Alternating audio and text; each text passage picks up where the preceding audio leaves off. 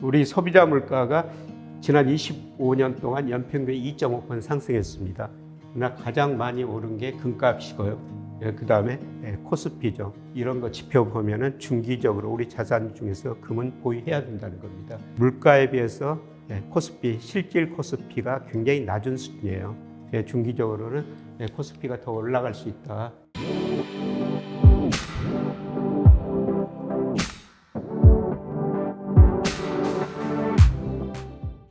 여러분 안녕하십니까?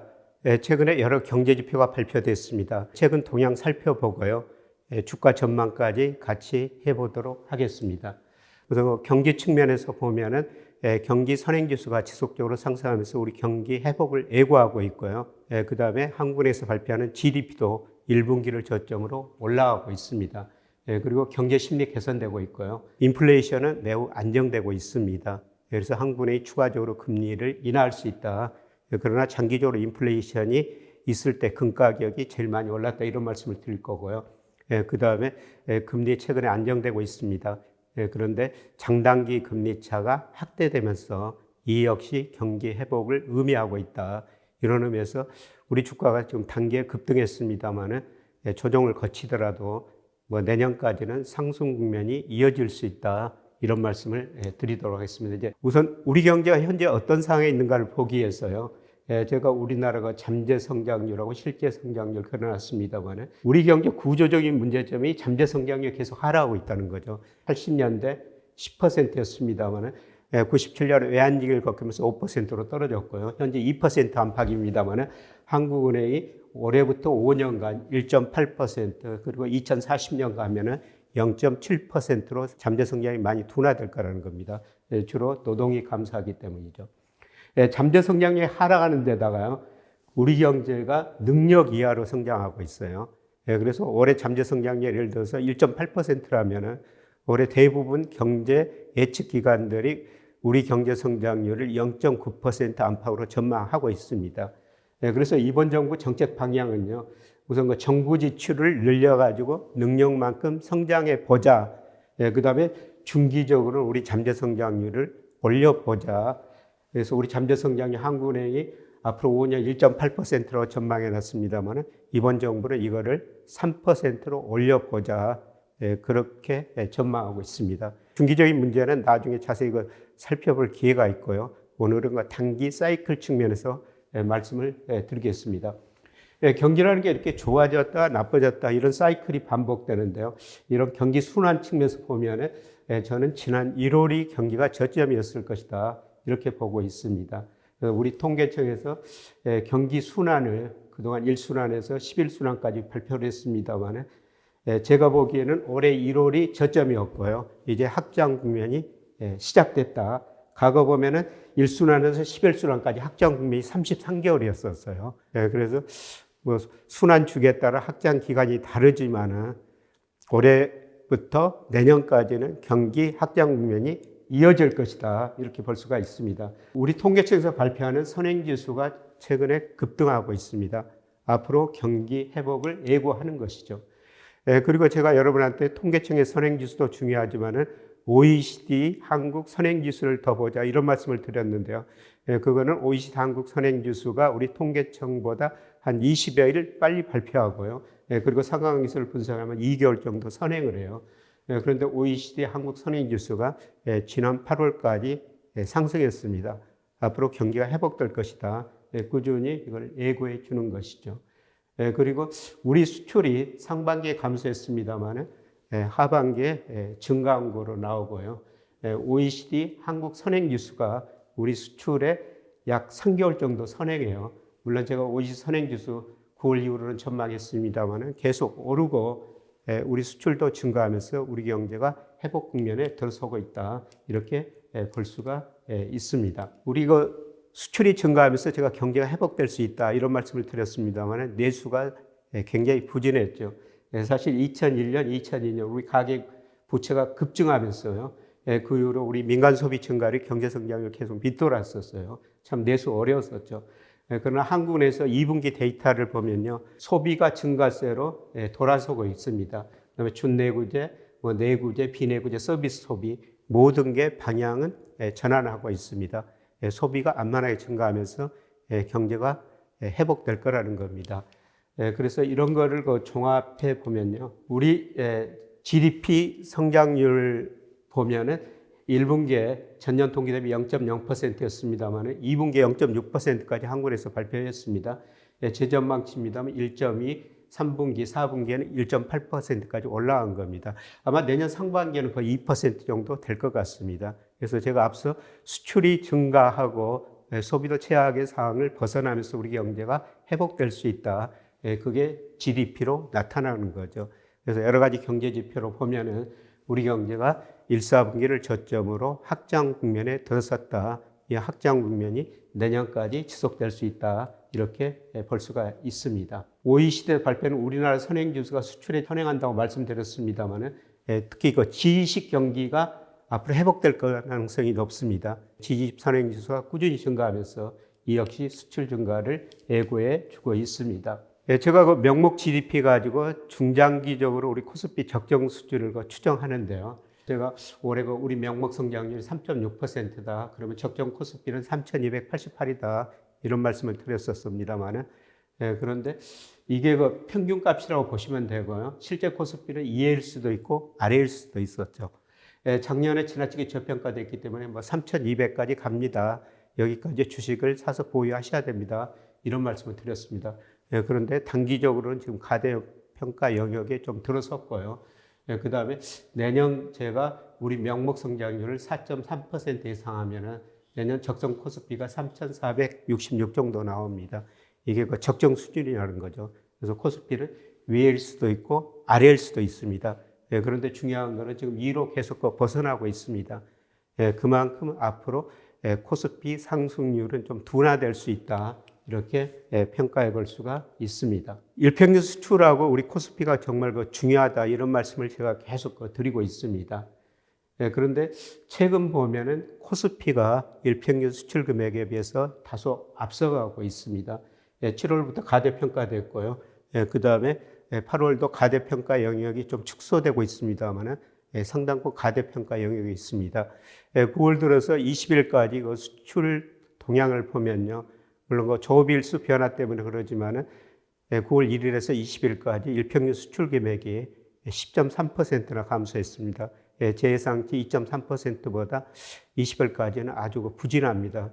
그런데 우리 코스피는 많이 올랐기 때문에 이걸 보면은 단기적으로 수출에 비해서는 코스피가 지금 상당히 가대평가 영역에 있다. 단기적으로 좀 조정을 거칠 수 있다. 이런 의미가 되겠습니다.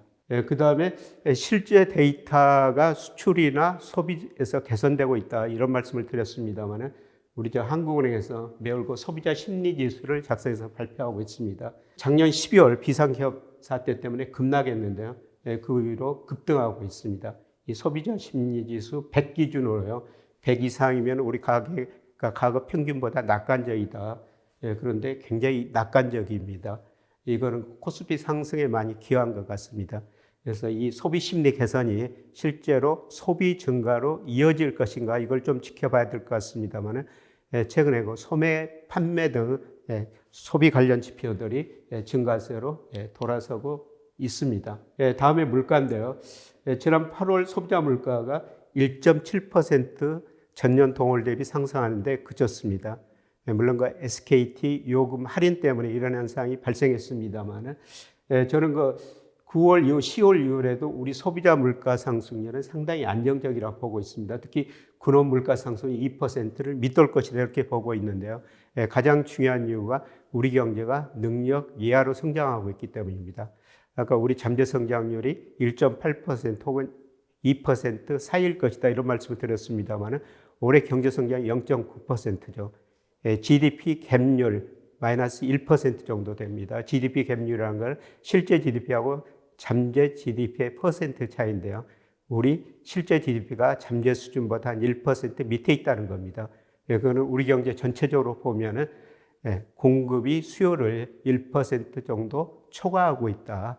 그런 의미에서 우리 물가는 계속 안정될 가능성이 높습니다. 그래서 한국은행이 지난 8월에는 2.5% 기준금리 유지를 했습니다.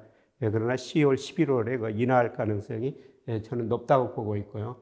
참고로 물가는 뭐 장기적으로 오르죠. 우리 소비자 물가가 지난 25년 동안 연평균 2.5% 상승했습니다. 그러나 가장 많이 오른 게 금값이고요. 그 다음에 코스피죠. 그래서 이런 의미에서 제가 여러분한테 금은 우리 그 투자 자산에 이자도 배당도 없습니다만 한 10% 정도는 보유하시는 게 바람직스럽습니다. 이런 말씀을 드렸습니다. 물론 최근에 금값이 급등해가지고 뭐 단기 조정은 있겠죠. 그러나 이런 거 지표 보면은 중기적으로 우리 자산 중에서 금은 보유해야 된다는 겁니다. 그리고 코스피 여기서 배당을 뺀 겁니다만은 물가 상승률보다 훨씬 더 높죠. 그리고 최근에 제가 평가해 보니까 물가에 비해서 코스피 실질 코스피가 굉장히 낮은 수준이에요.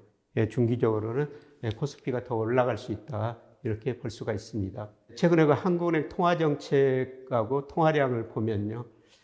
그동안 추이를 보면은 2020년 코로나 때문에 한국은행 기준금리 0.5%까지 내리고 돈을 정말 많이 풀었었습니다. 그래서 이렇게 금리 내리고 돈을 풀으니까 물가가 오를 수밖에 없었죠. 그래서 물가가 오르니까 0.5%까지 내렸던 기준금리를 3.5%까지 내렸고요. 그 다음에 통화량을 많이 상대적으로 축소한 겁니다. 그러나 금리를 계속 이제 2.5%까지 내렸고 통화 증가율도 한때 2%대 초반까지 갔습니다만 7% 안팎으로 많이 올라갔습니다. 앞서 말씀드렸습니다만 우리 물가가 안정되고 있고 그 다음에 우리 GDP가 능력보다 1% 정도 밑으로 성장하고 있기 때문에 아마 한국은행이 금리를 2차례 정도 인하할 것 같습니다. 그래서 금리가 한 2.5%에서 2.0%까지 인하될 가능성이 높고요. 그렇게 되면 유동성이 증가할 거라는 겁니다. 그래서 제가 2%까지 기준금리를 내릴 것이다 이렇게 본 거는 소위 테일러 준 측에서 이론적으로 적정금리를 한번 추정해 본 겁니다. 이 적정금리 추정 방법은 물가 상승률이 2%에서 얼마나 벗어났느냐, 그리고 GDP 갭률, 실제 GDP하고 잠재 GDP 퍼센트 차이를 고려한 건데요. 우리 물가 상승률은 한국의 목표와는 2%보다 좀 낮습니다. 그리고 앞서 말씀드렸습니다. 우리가 잠재 성장률이 우리가 실제 GDP가 잠재 GDP보다 1% 정도 밑에 있기 때문에 적정 금리가 한 2% 정도 나올 거라는 겁니다. 그래서 이런 걸 보면은 한국은행이 앞으로 10월, 11월 통화정책 방향 결정회의가 2번 남아 있습니다만은 최소한 한 번은 내리고요. 내년 상반기까지 한 2%까지 내릴 수 있다. 그래서 금리를 내리면서 앞서 보여드렸습니다만은 통화량도 계속 증가할 수 있다. 이렇게 볼 수가 있습니다. 최근에 단기 부동자금이 많이 증가하고 있어요. 단기 부동자금이라는 것은 정의학에 따라 다릅니다만은 저는 늘 여러분한테 말씀을 드리죠. 돈이라는 게 눈이 있어가지고 수익률이 높은 것으로 언제든지 이동할 수 있는 자금을 단기 부동자금이다 이렇게 정의하고 있는데요. 거기에는 현금 통화, 은행 요구불예금, 수시입출 축성예금, 수익증권 이런 걸 포함한 겁니다. 물론 우리 코스피가 단기 부동자금에 선행하고 코스피가 올라가지고 단기 부동자금도 증가하고 있다 이런 말씀을 드렸습니다만 단기 부동자금이 증가하면서 코스피가 더 오를 수 있다는 것입니다. 보다 주식을 살 수 있는 직접적 자금이 고객의 탁금하고 국내 주식형 펀드인데요. 최근에 코스피 상승하고 더불어가지고 이것도 급등하고 있습니다. 최근에 150조 원을 넘어섰죠. 우리 코스피하고 그 다음에 고객의 탁금 국내 주식형 펀드 10일 이동평균, 제가 10일 이동평균을 쓴 거는요, 이거는 일별로 좀 변동이 아주 심합니다. 그래서 10일 이동평균을 썼는데요, 거의 상관계수가 0.9 정도 됩니다. 당연한 일이죠. 코스피가 상승하니까 주식시장으로 돈이 많이 몰려들고 또 이런 돈이 몰려들면서 코스피 상승을 초래했다는 겁니다. 물론 코스피가 상승하면서 주식 시가총액이 많이 올랐어요. 주식 시가총액에 비교하면 아직도 8.5% 정도로 상대적으로 가격 평균에 비해서 낮은 수준입니다. 앞으로 돈이 더 들어오면서 코스피도 아마 오를 수 있을 것 같습니다. 제가 여러분한테 금리만 알면 경제 공부 다 했다. 가끔 이런 말씀을 드렸었습니다. 그래서 장단기 금리 차고 미래 경제를 예측할 수 있다. 이런 말씀을 드렸는데요.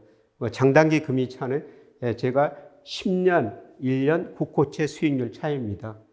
선행지수가 앞으로 경기를 예측하는 지표라고 말씀드렸습니다만 이 장단기 금리차가 우리 선행지수의 거의 1개월 정도 선행합니다. 그리고 선행지수라는 것은 우리 통계청에서 매월 말에 지난달 걸 발표하죠. 좀 시차가 있습니다. 그런데 우리가 장단기 금리차 이거는 시장에서 매일 확인할 수가 있습니다. 제가 이 그림은 올 평균 차인데요. 여러분들이 일간 주간으로 그려보면서 장단기 금리차 확대되면은 우리 경기가 회복된다. 그리고 우리 코스피에도 평균적으로 한 1개월 정도 선행한 거로 나오고 있습니다. 제가 앞서 우리가 수출이 앞으로 증가하고 소비도 안만하게 증가하면서 우리 GDP가 1분기를 저점으로 회복될 것이다. 이런 말씀을 드렸습니다만 분기 통계를 보면요. 장단기 금리차가 우리 경제 성장률의 3분기 정도 선행하는 모습이 나타나고 있습니다. 그래서 이미 장단기 금리차가 확대됐고 우리 경제 성장률 올라가죠. 3분기까지 지금 장단기 금리차가 계속 확대되는 모습을 보이고 있습니다. 3분기 선행성을 고려하면 내년 2분기까지 우리 경제 성장률이 꾸준히 올라갈 수 있다. 이렇게 전망해 볼 수가 있습니다. 그래서 앞서 제가 우리 경기가 올 1분기를 저점으로 내년까지 확장 국면, 특히 내년 상반기까지는 확장 국면을 보일 것이다. 이런 말씀을 드렸었습니다. 자, 문제는 우리 지금 채권 투자인데요. 사실 제가 2, 3년 전부터 앞으로 그 금리 떨어집니다. 그래서 여러분한테 채권 투자 좀 많이 하셔야 됩니다. 이런 말씀을 계속 드린 적이 있었습니다. 그리고 금리가 떨어질 때는 만기가 긴 채권이 더 많이 오릅니다. 그래서 우리 정부가 발행하는 국채 30년, 20년 혹은 10년짜리 사시는 게 좋을 것 같습니다. 실제로 금리 많이 떨어졌고요. 채권 가격 급등했습니다. 그러나 제가 올해는 채권 투자에서 시세 차익 누리기는 좀 힘들 것 같습니다. 그런 말씀을 드렸는데요. 지난 약 10여 년 통계를 보면요. 대표적인 시장금리 국고채 3년 수익률이 기준금리보다 0.4%포인트 정도 높습니다. 최근에 국고채 3년 수익률이 2.4% 안팎에서 움직이고 있죠. 그거는 기준금리 2% 시대를 미리서 반영했다는 겁니다. 이런 의미에서 시장금리가 미리서 떨어졌기 때문에 한국은행이 기준금리 2% 내릴 때까지는 큰 변동이 없을 것이다. 물론 장기적으로 저는 계속 채권 투자하셔도 된다고 보고 있습니다. 우리가 은행 대출금리, 은행 예금금리, 시중금리와 마찬가지입니다. 이미 고점을 치고 하락 국면에 접어들었어요. 이게 중기적으로 중간중간 올라가기는 하겠습니다만 하락 추세는 이 추세선에 근접할 때까지 계속 하락할 거라는 거죠. 그 이유를 보면은 우리가 시장에서 관찰한 이런 금리는 다 명목금리예요. 명목금리는 실질금리 플러스 물가상승률인데요. 실질금리 대응 변수를 우리가 실질 GDP 성장률을 사용하죠. 앞서 말씀드렸으면 우리 잠재 성장률이 올해부터 5년간 1.8%, 2040년 이후로 보면 0%대로 진입할 거라는 겁니다.